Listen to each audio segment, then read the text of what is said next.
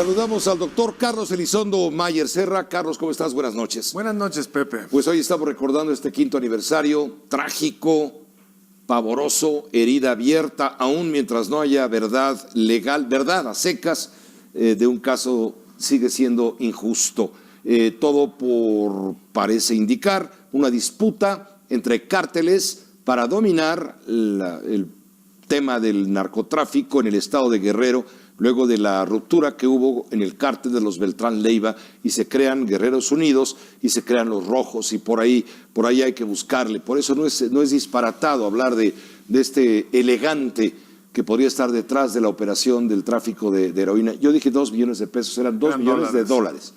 No es disparatado, Pepe, pero empecemos por el principio. Es una tragedia en muchos sentidos. La primera y obvia es la desaparición de 43, que en sí mismo es una historia terrorífica, pero es mucho más terrorífica cuando recordamos que hay cientos, miles de casos similares que ni siquiera se les pone la atención, que en este caso por lo menos por su batalla, por quiénes son, por la organización, han logrado hacerlo.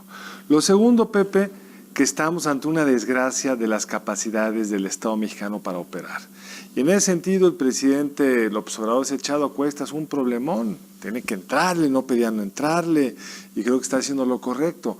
Pero está echando a cuestas que a partir de qué va a construir. Dicen que van a desechar todo lo existente, pero tienen que partir de lo que tienen, incluido, por ejemplo, esta recompensa para ver si se encuentra al señor Álvarez. En Escalco, Alejandro Tenescalco Mejía. Mejía. Que era un coordinador ahí de policías municipales que tuvo que haber estado enterado de todo lo que estaba ocurriendo. Pudo haber estado enterado, ¿no?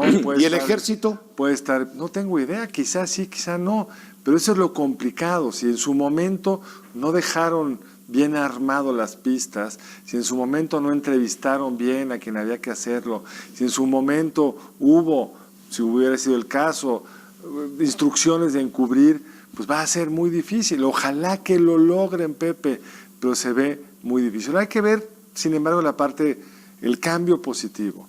Sí es muy distinto para los padres de las víctimas, que son a su vez víctimas de esta horrenda tragedia, pues que tengan por lo menos acceso de una forma no criminalizada, no criticable a las fuerzas del Estado, al Congreso, al propio presidente, el compromiso de frente a ellos de ir hasta el fondo, pero luego va a venir la terrible tragedia que es, no veo por dónde van a avanzar, Pepe, porque quizá es cierto que el señor Elegante es el responsable, no lo sabemos, pero llévalo frente a un juez y pruébalo. Eso es donde cualquier verdad que nos quieran o nos puedan transmitir, se va a enfrentar a la complejidad de hacerlo una verdad legal. Carlos Elizondo, la falta de certeza jurídica está generando especulación de carácter político. Ya se trata de un tema de Estado, desde el punto de vista político. El actual régimen contra el régimen anterior exhibido en su ineptitud, en su vinculación corrupta, con autoridades venales que se vendieron a grupos criminales. Es decir, es toda una revoltura en donde hemos llegado ya a este punto de la politización del caso, lo cual tampoco es benéfico. Sin duda no es benéfico, pero lo fue desde el principio, Pepe, porque recordemos que este era un estado y un municipio gobernado por el PRD, y esa fue la razón por la cual el gobierno sintió, obviamente equivocadamente y trágicamente para ellos después, que lo podían hacer un asunto local. El problema es que están involucrados en un crimen organizado siempre los 3 niveles de gobierno, incluido el federal. Estarás tal vez de acuerdo o no lo sé, tú me dirás, la presencia del Grupo Internacional de Expertos que envió la Comisión Interamericana de Derechos Humanos terminó también por politizar este asunto, con aquel diagnóstico del supuesto experto en materia de incendios, el peruano José Torero, quien dijo, no, en Cocula no hubo ningún incendio, y la señora Buitrago, quien también negó muchas de las evidencias que había hasta ese momento y se fueron del lado de la demanda de justicia de los padres y se desvió pues la imparcialidad de estos expertos. Porque por supuesto se politizó y fue un asunto que llevó, recordemos, a marchas multitudinarias que pedían la destitución del presidente. ¿Te acuerdas que el 14 de noviembre del 2014 estuvieron a punto de quemar la puerta de Palacio Nacional? Palacio Nacional, y con una nutridísima marcha. Y también está muy bien hecho este reportaje donde vemos al experto, quien sigue afirmando, ahí se quemaron cuerpos. Y recordemos que hay algunos de estos huesos que llegaron a Innsbruck y parecen ser de algunos de los hasta ahora solamente dos. Bueno, pero dos han sido identificados. Estamos hablando de Alexander Mora Venancio, plenamente identificado, y muy probablemente de Yoshivani Guerrero de la Cruz, con un alto grado de certidumbre también. Son los únicos dos casos que han sido identificados por la Universidad Médica. Pero vienen de ese basurero. Vienen no, en el caso de los restos examinados en Innsbruck, fueron los encontrados en bolsas sobre el río San Juan. Ah, son los del río. Son los del río San Juan que, según se ha insistido por parte de expertos internacionales, fueron sembrados por la Procuraduría. Es decir, está todo manchado, todo enlodado, todo mugroso. Y ahora, ¿cómo enderezas? Y se están tapando verdades que no han sido investigadas. Se están tapando verdades o se taparon ya verdades que no es posible o quizá muy difícil desencubrir. Pues está en este momento, tenemos contacto, me decías, con la secretaria de Gobierno.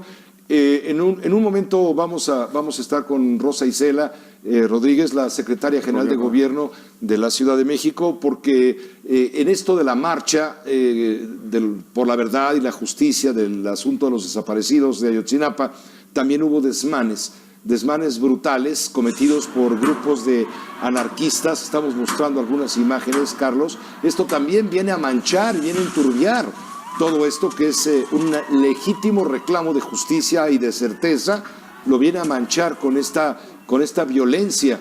Estamos mostrando imágenes de establecimientos sobre Paseo de la Reforma. Este es el caso de un restaurante que se llama La Glorieta, y luego también sobre Avenida Juárez, un edificio donde hay una sucursal de Teléfonos de México.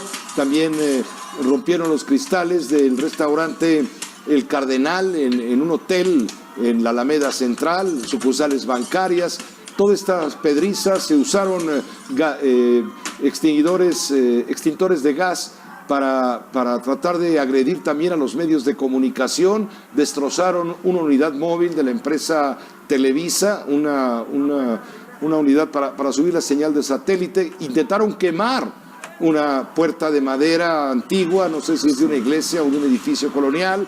También intentaron incendiar puertas en Palacio Nacional. Hubo pintas sobre los muros de Palacio Nacional y a lo largo del trayecto sobre Paseo de la Reforma, Avenida Juárez, Avenida Madero, etcétera, 5 de Mayo. Hubo también todos estos desastres que ahora estamos buscando. Permíteme, Carlos, un paréntesis. Está Rosa Isela Rodríguez, la secretaria general de Gobierno, a quien le agradezco mucho el tomar esta llamada y permitirle a uno hacerle un par de preguntas. Rosa Isela, buenas noches. Buenas noches. Rosa Isela, hay una comunicación ya del gobierno de la ciudad señalando que se trata entre los anarquistas de no más de 100 personas. Así es. ¿Qué sucedió? ¿Por qué no vimos a la policía actuar desde un principio y dejar que corriera la barbarie, vandalizando monumentos históricos y vandalizando las señales de vialidad a su paso sobre el Paseo de la Reforma? Sí, es muy lamentable, mucho para la ciudad, para la sociedad capitalina, precisamente estos hechos vandálicos que ocurrieron en Paseo de la Reforma y en la Avenida Juárez. Pero cuando se tiene que tomar la decisión sobre cuál es la actuación que va a hacer en ese momento, si se tiene que hacer un despliegue policiaco que se infiltre en la marcha, también se tiene que tomar la responsabilidad de no caer en lo mismo de lo que vienen ellos protestando contra una represión del Estado. Entonces, esta es una decisión que se tomó el día de hoy precisamente del actuar sin una sin caer en la provocación, y que fuera un acto, la actuación de la policía, que pudiera generar una mayor violencia, porque pues venían mujeres, niños, estudiantes en la marcha, y era donde se infiltraban los embosados. Pero esto, Rosa Isela, con todo respeto, más que respeto a la libertad y manifestación libre de los mexicanos, que no debe ser reprimida por ningún motivo, y en eso estamos de acuerdo, quedó excedido por la actuación de estos verdaderos vándalos que causaron destrozos. Una cosa es la marcha de los padres y familiares y los solidarios con la desaparición de los 43, solidarios con la demanda de verdad y justicia, y otra muy distinta, el bandidaje, el vandalismo pues que se dio con intentos de incendio, con agresiones a los medios de comunicación. Es ahí donde preguntamos dónde está el límite entre el respeto a la manifestación de las ideas y el límite a la tolerancia para el vandalismo. Coincido especialmente con lo que usted ha dicho. Hay una situación de que frente a esos hechos hay una investigación que ha iniciado la Procuraduría para determinar precisamente las responsabilidades de estos señores vándalos y actuar en consecuencia. Por lo pronto, reitero, hoy se toma la determinación de mantener la policía al margen, precisamente porque pudiera haber escalado en una violencia mayor. Esa es la decisión, porque pues ante estos 5 años en donde han ocurrido, hace 5 años que ocurrieron estos hechos en donde que cimbraron a la sociedad, donde se dio la desaparición forzada de 43 normalistas, y entonces sí había el cuidado de que pues no pudiéramos reeditar una cuestión aquí. No es esa decisión se tomó a conciencia de que pues sí tenemos que hacer la investigación correspondiente, y ya se está trabajando hoy en desquitar las paredes, en lavar, en barrer, en poner los sitios toda la noche, y el día de mañana se va a continuar con todo esto. Rosa Isela, no hay personas detenidas. No hay personas detenidas el día de hoy, pero sí se van a seguir las investigaciones correspondientes para dar con los responsables. Hay un seguimiento ya de este grupo que está haciendo la Procuraduría. Esperamos tener los resultados lo más pronto posible. Pues gracias por permitirnos esta comunicación telefónica. Siempre los agradecidos somos nosotros, y reiterar el compromiso de hacer una investigación de estos hechos lamentables, de estos hechos vandálicos en muchos negocios del centro de la Ciudad de México. Gracias, señora secretaria general de Gobierno de la Ciudad de México. Permíteme, Carlos, está en la línea telefónica. Estamos en vivo, en directo más bien, enlazados con Gustavo Castillo. Él está en el lugar pues de donde quedaron las huellas de los desmanes, por llamarlo elegantemente, por lo que ocasionaron estos anarquistas, con la ausencia, en su momento, con la ausencia policíaca. Gustavo, ¿cómo estás? Todo despeinado, pero estamos muy atentos, todo ahí marcado ya con cinta amarilla por donde pasó la horda.